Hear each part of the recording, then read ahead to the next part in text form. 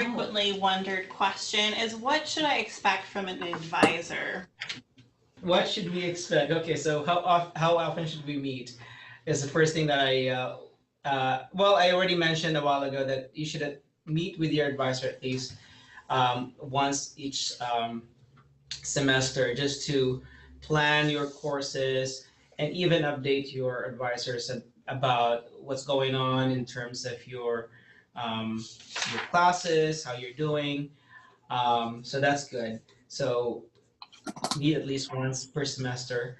And we meet not only because we plan for our courses, but also, as I mentioned earlier, to make sure you um, let your um, advisors know of any challenges that you may have.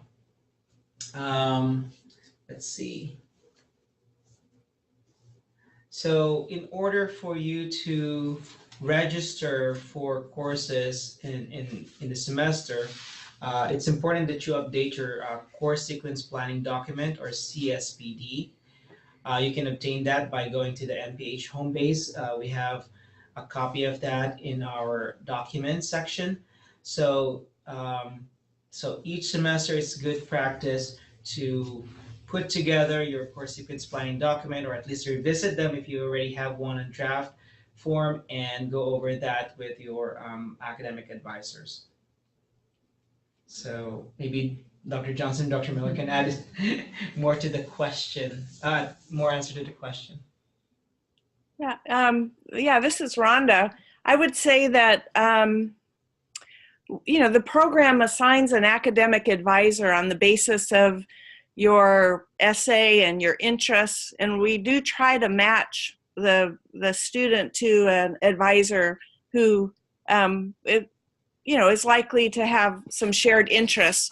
But as you go through your academic program, you're going to interact with all of the faculty.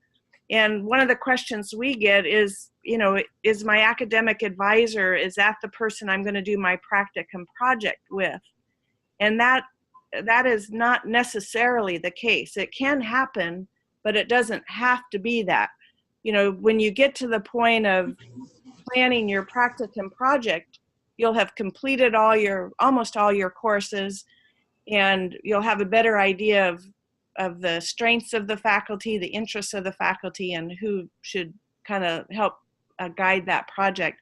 But in the initial stage, and I want to underscore what I think I heard Gabe say too, is that, when you're meeting with your academic advisor, the way the MPH program is structured, there's 9 required courses, and there's 5 credits of a practicum project, but there's also 9 advisor-approved electives. So basically 9 plus 5, or 14 credits out of 42, are individually designed by you.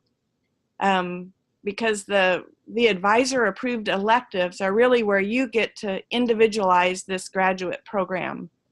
And so, as Gabe said, it's good to be thinking about your elective courses as a foundation for your practicum, but it's also, a good thing to begin talking with your academic advisor early on about what your options are for your emphasis, or for those advisor-approved electives. How are they going to hang together so that, you have some depth of knowledge about something that you will want to focus on for your individual project. And your academic advisor can be a first resource for that.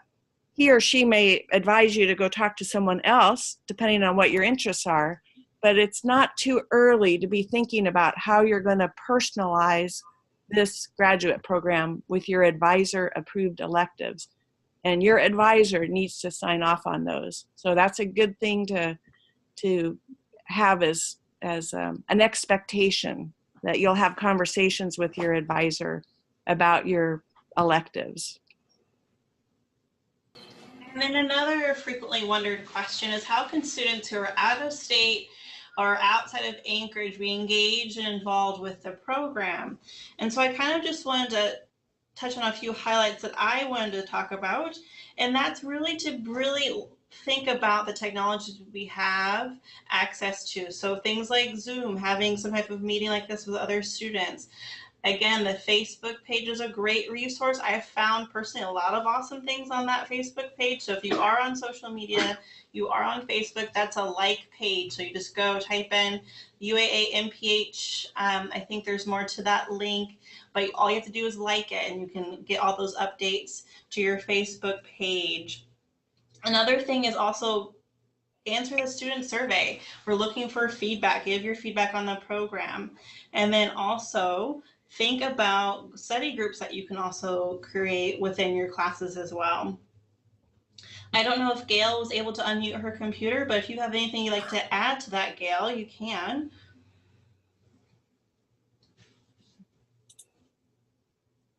I don't have anything to add, but I will link the UAA MPH Facebook page into the chat. Well, this is Rhonda. I would say, Gabe already mentioned it, but we do have these committees that we've often had student participants who call in.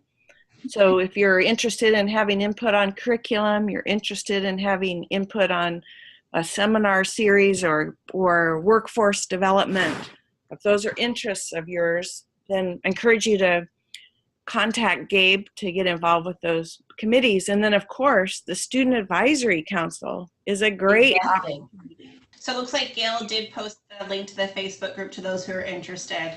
But again, I just wanted to echo Dr. Johnson's comments about SAC.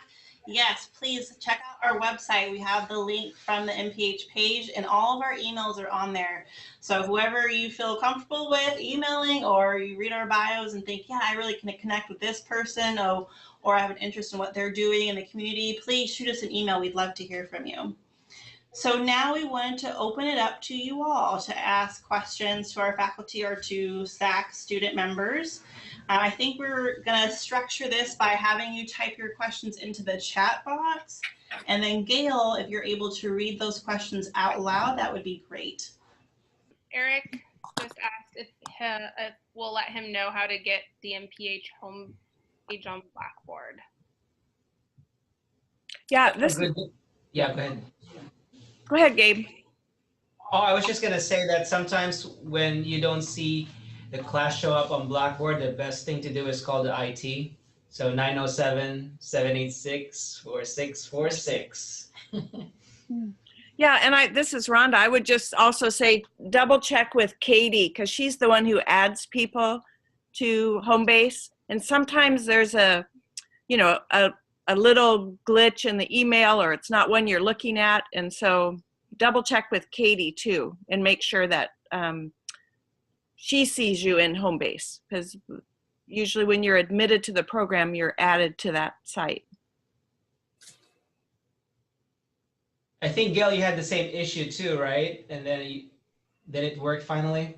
Yeah, I had a similar issue, but yeah, it works now.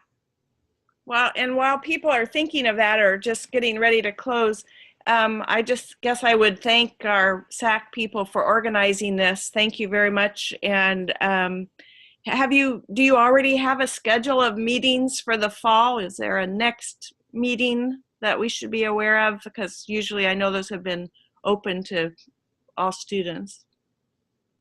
I don't believe we have a set meeting coming up, but we will be arranging one. And if anyone's interested, just shoot us an email and we'll keep you updated on when that will be. And we'll also promote it on the Facebook page and whatnot. Great. And I also think we'll be posting the link to the membership form as well into the chat box at the end of this presentation. Definitely.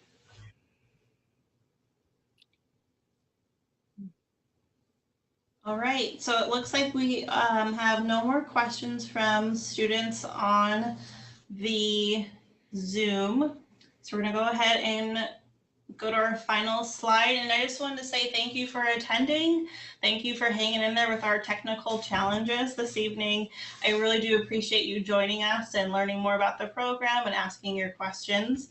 Again, if you're interested in the SAC program or the group, Rather, there is going to be a membership form link, so please, I encourage you to fill that out and look out for any updates that we have as far as just general student events.